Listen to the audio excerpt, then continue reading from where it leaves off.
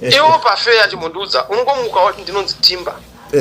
Ndini ndatokonvina chakati wapuwa mandate nani? Azvibudi.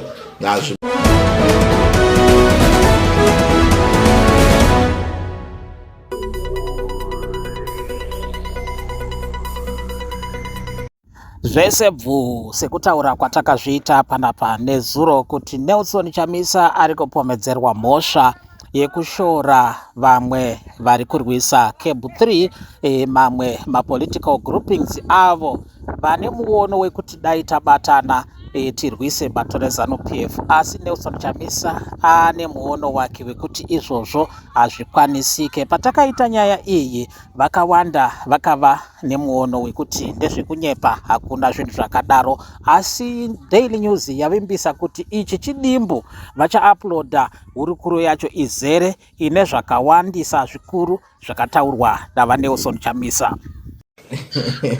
Iwo pafe achimunduza unongomuka wati ndinonzi Timba. Ndini ndatokonvina chakati wapuwa mandate nani? Azvibudi. Wototi ndoda kutounganidza vanhu. Iwo sani. Hausikuona kuti watotangira paposition iri wrong yokuti you've already arrogated yourself authority, power, influence and stature and title you don't have. Handikupabata pamurubva napo. Ndikupabata pamurubva napo.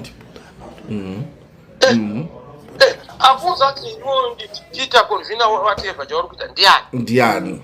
Yes, you have a right yokuti utano on the basis of chakati makambondipotera ndiri MP weBantu Pleasant. I'm proposing this also vanowirirana neidea ingatidai. Handiti wanoti une basis, une mandate. Kwekangoti from nowhere, wongoti nini? Baba.